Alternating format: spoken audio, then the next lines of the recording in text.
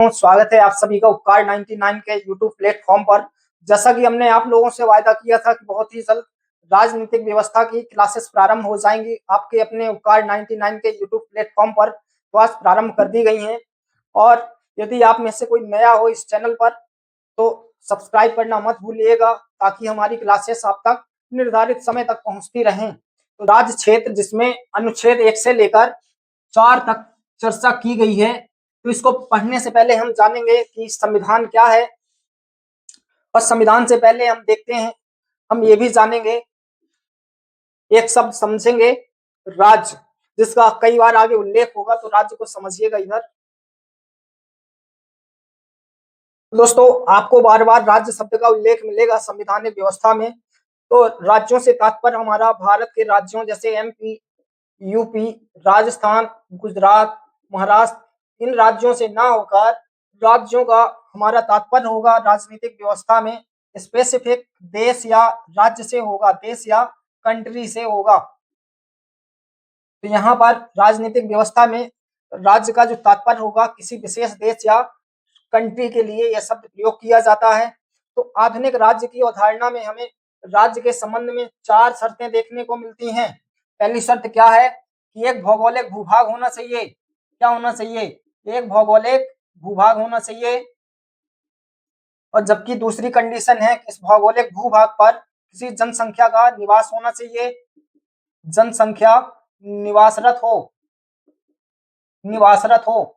और तीसरी शर्त है राज्य के लिए कि किसी शासन प्रणाली का होना जरूरी है, कोई ना कोई शासन प्रणाली का होना जरूरी है। और चौथी शर्त यह है कि राज्य अपने आंतरिक और बाह्य मामलों में पूर्णतः स्वतंत्र हो, अर्थात संप्रभुता होनी चाहिए, संप्रभुता। तो आधुनिक राज्य की अवधारणा में मुख्यतः राज्यों के लिए 4 शर्तों को माना गया है। कितनी शर्तें? 4 शर्तों को फिलफिल करना चाहिए, तभी हम उसको राज्य मानेंगे। एक तो भौगोलिक भूभाग होना चाहिए जिसमें, और दूसरी शर्त है राज्य में जनसंख्या का निवास होना चाहिए। और तीसरी शर्त यह है कि कोई ना कोई शासन प्रणाली होना चाहिए जिसके आधार पर राज्य की शासन व्यवस्था संचालित हो। और चौथी शर्त यह है कि राज्य अपने आंतरिक और बाह्य मामलों में, कैसे? तो आंतरिक और बाह्य मामलों में पूर्णतः स्वतंत्र होना चाहिए, किसी बाह्य शक्ति के दबाव में नहीं होनी चाहिए।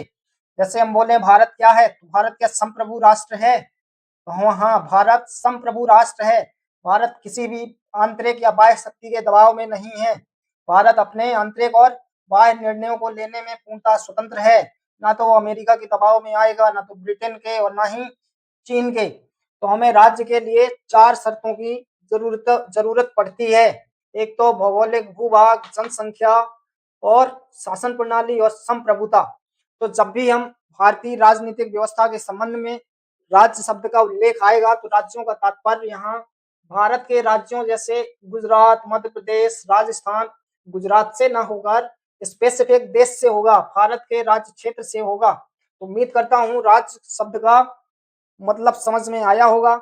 आगे हम बात कर लेते हैं संविधान आखिर क्या है। हम बात करें संविधान के संबंध में, स्क्रीनशॉट ले सकते हैं।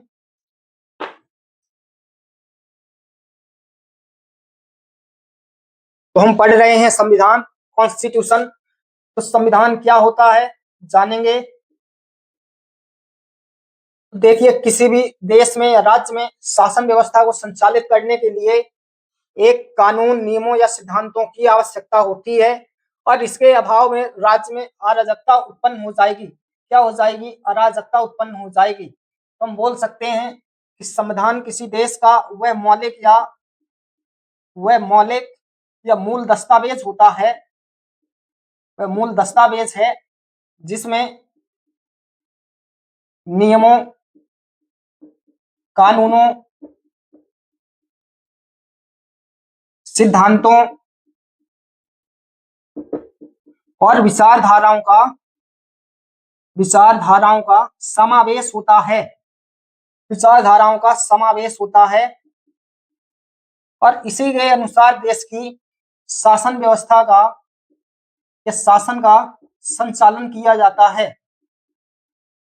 तो पूछा जाए संविधान क्या है, तो संविधान किसी देश का वह मौलिक या मूल दस्तावेज है जो नियमों, कानूनों, सिद्धांतों और विचारधाराओं का समुच्चय है और इसी के अनुसार किसी देश की शासन व्यवस्था का संचालन किया जाता है। तो हमें संविधान की इसलिए जरूरत पड़ती है कि देश में अराजकता जैसी स्थिति उत्पन्न ना हो। हम बात करते हैं क्यों जरूरी है, तो देखेंगे कि मान लो प्रधानमंत्री है, राष्ट्रपति है और मंत्री परिषद है, और मान लो ये क्या है, केंद्र है और ये कोई राज्य है। तो प्रधानमंत्री का राष्ट्रपति के प्रति क्या उत्तरदायित्व रहेगा और आखिर क्या कर्तव्य रहेंगे इन सभी संवैधानिक पदों के, और केंद्र का राज्यों के साथ क्या संबंध होंगे, केंद्र का राज्यों के साथ क्या संबंध रहेंगे, और साथ ही केंद्र, राज्य और स्थानीय नगरों या स्थानीय स्वशासन और साथ में ग्रामीण प्रशासन का संचालन आखिर कैसे किया जाएगा। तो ये सभी उल्लेख हमें संविधान में मिलते हैं। तो हम संक्षेप में देखें तो संविधान किसी देश का मौलिक दस्तावेज होता है और ये नियमों, कानूनों, सिद्धांतों और विचारधाराओं का समुच्चय होता है और इसी के आधार पर देश की शासन व्यवस्था का संचालन भी किया जाता है। तो संविधान लिखित भी हो सकता है, कैसा हो सकता है, लिखित भी हो सकता है और अलिखित भी या मौखिक भी हो सकता है। हम देखते हैं कि दुनिया में या विश्व में सबसे पहला लिखित संविधान अमेरिका का माना जाता है, अमेरिका का, और हमें अलिखित संविधान की अवधारणा या कॉन्सेप्ट हमें ब्रिटेन में देखने को मिलता है। ब्रिटेन में लिखित संविधान नहीं है, याद रखेंगे। भारत में भी क्या है, लिखित संविधान है। तो ये था संविधान। एक बार फिर देखेंगे तो ये मौलिक दस्तावेज है किसी देश का जिसमें नियमों, कानूनों, सिद्धांतों और विचारधाराओं का समावेश होता है और शासन व्यवस्था इसी के आधार पर संचालित की जाती है और इसी में हमें सभी संवैधानिक पदों की स्थिति, केंद्र राज्य के संबंधों के बारे में, और हम देखें तो केंद्र, राज्य और स्थानीय स्वशासन या ग्रामीण प्रशासन के संबंध में, तो यूं बोले तो पूरी देश की शासन व्यवस्था किस तरीके से संचालित की जाएगी, इन सभी बातों का उल्लेख हमें संविधान में मिलता है। आखिर न्यायपालिका की क्या स्थिति होगी, क्या दोस्तों, न्यायपालिका की क्या स्थिति होगी, कार्यपालिका के क्या दायित्व होंगे और विधायिका या व्यवस्थापिका के क्या दायित्व होंगे, इन सभी चीजों का वर्णन हमें संविधान में ही मिलता है। तो यह मौलिक दस्तावेज है किसी देश का।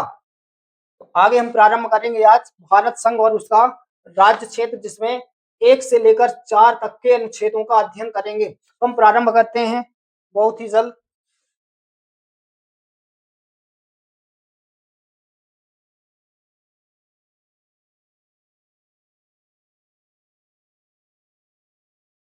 तो आज हम पढ़ेंगे भारत संघ और राज्य क्षेत्र, जिसमें हमें अनुच्छेद 1 से लेकर आर्टिकल 4 तक के आर्टिकल मिलते हैं।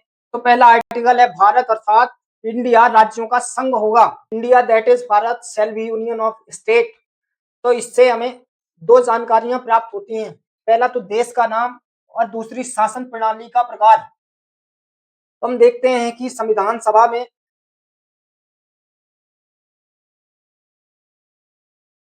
एक तो देश का नाम और दूसरा शासन प्रणाली का प्रकार, यह निकल के सामने आता है अनुच्छेद 1 से। तो कैसे, तो भारत अर्थात इंडिया, यहाँ पर 2 नामों का उल्लेख किया गया है। तो हम देखते हैं कि जब संविधान सभा का गठन होता है और एक एक आर्टिकल पर या एक एक अनुच्छेद पर विस्तृत चर्चा की जाती है, तो संविधान सभा में कुछ ऐसे भी सदस्य थे जिनका मानना था कि भारत की प्राचीन संस्कृति और परंपराओं के आधार पर देश का नाम भारत होना चाहिए। क्या होना चाहिए, भारत होना चाहिए। जबकि संविधान सभा के कुछ सदस्यों का पक्ष ये था कि देश का नाम भारत न होकर आधुनिकता के आधार पर इंडिया होना चाहिए। क्या होना चाहिए, इंडिया होना चाहिए। और भारत का जो प्रतिनिधित्व है तो वह इंडिया के नाम से ही संयुक्त राष्ट्र संघ, क्या दोस्तों, संयुक्त राष्ट्र संघ और अन्य वैश्विक जो संगठन है उसमें भी हमें इंडिया नाम का उल्लेख ही मिलता है, भारत का नहीं। तो हम ठहरे बुद्ध के देश से, जहां पर मध्यम प्रतिपदा का मार्ग हमने अपनाया। तो संविधान सभा में यह सहमति बनती है कि हम दोनों ही नामों को शामिल करेंगे, भारत और इंडिया। इसीलिए लिखा गया था संविधान में भारत अर्थात इंडिया।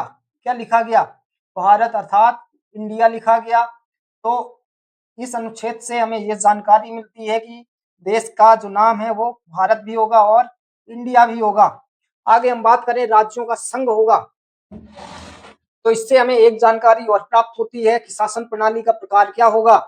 तो हम देखते हैं कि केंद्र और राज्य के संबंधों के आधार पर, केंद्र और राज्यों के संबंधों के आधार पर दो तरह की शासन प्रणाली होती हैं, एक तो एकात्मक और जबकि दूसरी संघीय शासन प्रणाली। तो हम देखेंगे एकात्मक शासन प्रणाली क्या है। तो इस प्रणाली में शक्तियों का झुकाव होता है, केंद्र की ओर होता है, शक्तियों का झुकाव केंद्र की ओर रहता है। जबकि संघीय शासन प्रणाली में केंद्र और राज्यों के मध्य केंद्र और राज्यों के मध्य शक्तियों का स्पष्ट विभाजन किया जाता है, शक्तियों का स्पष्ट विभाजन किया जाता है।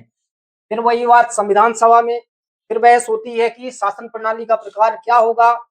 तो संविधान सभा के एक पक्ष का ये कहना था कि अभी अभी हमें आजादी मिली हुई है और जगह जगह पर सांप्रदायिक दंगे हो रहे हैं और ऐसी स्थिति में देश की एकता और अखंडता के लिए एकात्मक शासन प्रणाली को अपनाना आवश्यक हो जाता है। जबकि एक पक्ष का कहना यह था कि नहीं, हमें संघीय शासन प्रणाली को अपनाना चाहिए, हम पूरी तरह से शक्तियां केंद्र को नहीं दे सकते, राज्यों को भी शक्तियां प्रदान करनी चाहिए, ऐसे में केंद्र तानाशाह हो सकता है। तो दूसरा पक्ष का कहना था संघीय शासन प्रणाली होनी चाहिए, लेकिन हम ठहरे बुद्ध के देश से, तो हमने फिर अपनाया मध्यम प्रतिपदा का मार्ग। कैसे अपनाया? तो हमने उल्लेख किया कि भारत ना तो एकात्मक शासन प्रणाली होगी ना ही संघीय होगी, बल्कि ये राज्यों का संघ होगा। क्या होगा? तो ये राज्यों का संघ होगा, राज्यों का संघ होगा।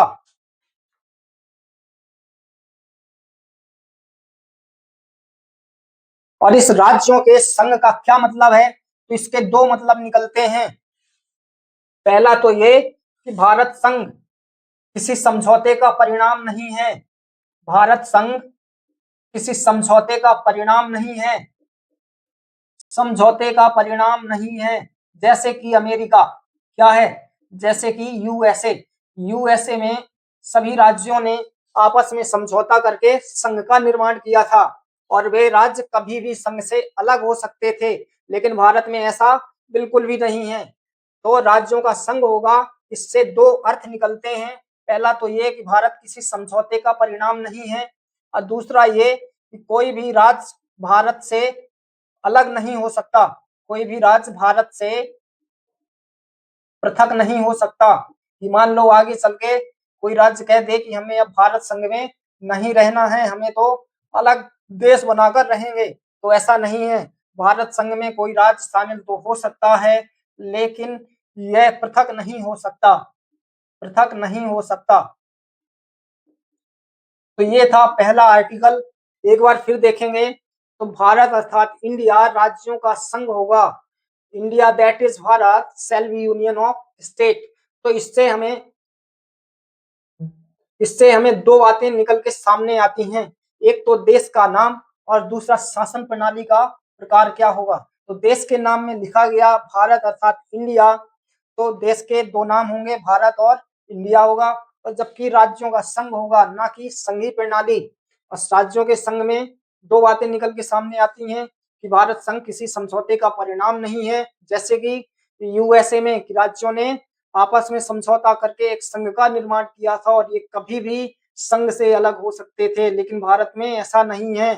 कोई राज्य या क्षेत्र एक बार भारत में शामिल हो जाने के बाद वे कभी भी भारत से पृथक नहीं हो सकता। तो आगे हम देखेंगे अनुच्छेद 2 विधि के अनुसार संघ में नए राज्यों को शामिल कर सकेगी, क्या करेगी? नए राज्यों को शामिल कर सकेगी और नए राज्य की स्थापना भी कर सकेगी। तो हम देखते हैं कि इसी अनुच्छेद से संसद को दो शक्तियां प्राप्त होती हैं। कितनी? तो दो शक्तियां, याद रखेंगे। संसद को प्राप्त होती हैं दो शक्तियां, राज्यों को भी नहीं, ना ही भारत को, ना ही विधानसभा को। याद रखेंगे, संसद को शक्ति है नए राज्यों की स्थापना और प्रवेश में। तो दो शक्तियां हैं, नए राज्यों का भारत संघ में शामिल कर सकेगी संसद और नए राज्यों को स्थापित भी कर सकेगी। और अनुच्छेद 2 का ही प्रयोग करके भारत ने सिक्किम को अपने में शामिल किया था, या सिक्किम को पूर्ण राज्य का दर्जा दिया था, सिक्किम को पूर्ण राज्य का भी दर्जा दिया था। इसी शक्ति का प्रयोग करके पूर्ण राज्य का दर्जा, पूर्ण राज्य का दर्जा सिक्किम को दिया था भारत ने। तो ये था अनुच्छेद 2। इसको ऐसे समझिए कि नए राज्यों को भारत संघ में शामिल करना।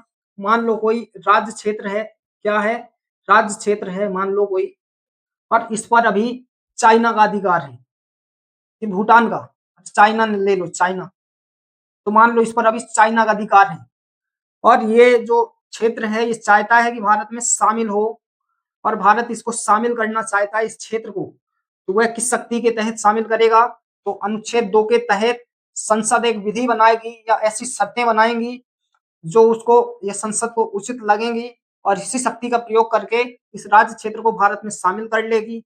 और दूसरा तात्पर्य यह है कि नए राज्यों को स्थापित करने की शक्ति तो ये भी संसद के पास है। तो हम याद रखेंगे अनुच्छेद 2 नए राज्यों की स्थापना और प्रवेश से संबंधित शक्ति किसको है? तो संसद को दी गई है। आगे हम देखेंगे अनुच्छेद 3 जिसमें नए राज्यों की स्थापना, प्रवेश और निर्माण के तहत कुछ शक्तियां प्रदान की गई हैं, ये भी संसद को है। इसमें एक और देखेंगे कि यहाँ पर केंद्रों को शक्ति प्रदान की गई है ज्यादा, केंद्रों को, या ये बोले कि केंद्र को शक्ति प्रदान की गई है, केंद्र को ज्यादा शक्ति है राज्यों से, केंद्र को ज्यादा शक्ति है, यहाँ पर ज्यादा शक्ति दी हुई है केंद्र को, और जबकि राज्यों को शक्ति नहीं है ऐसी कुछ, जबकि राज्यों के पास ऐसी कोई शक्ति नहीं है। तो ये देखेंगे जिसमें नए राज्यों का निर्माण होगा, भारत के नए राज्यों का निर्माण और नाम में परिवर्तन वाला सेक्शन होगा यहीं पे, स्थापना, नाम में परिवर्तन, और यदि कोई दो राज्य हैं और उनको एक दूसरे में शामिल करना चाहते हैं तो ये तथ्य भी कल देखेंगे। और चौथा ये होगा कि अनुच्छेद 2 और 3 के तहत जो संविधान संशोधन किया जाएगा तो वह 368 के तहत संविधान संशोधन नहीं माना जाएगा। ये हम आगे देखेंगे। आज के लिए बस इतना ही। लगी कमेंट करके जरूर बताएंगे, और आप में से कोई नया हो पार्ट 99 के यूट्यूब चैनल को सब्सक्राइब कर लीजिए ताकि हमारी क्लासेस प्रारंभ हो, ताकि हमारी क्लासेस आप तक निर्धारित समय तक पहुंचती रहें। और हाँ दोस्तों, इसी क्रम में आगे भी कई विषयों की क्लासेस प्रारंभ की जाएंगी। तो ये थी आज की संविधान की क्लासेस या राजनीतिक व्यवस्था, ये पहली क्लास थी। आगे भी बहुत सारी ऐसी क्लासेस प्रारंभ की जाएंगी। तो जय हिंद, मिलते हैं फिर कल नेक्स्ट वीडियो के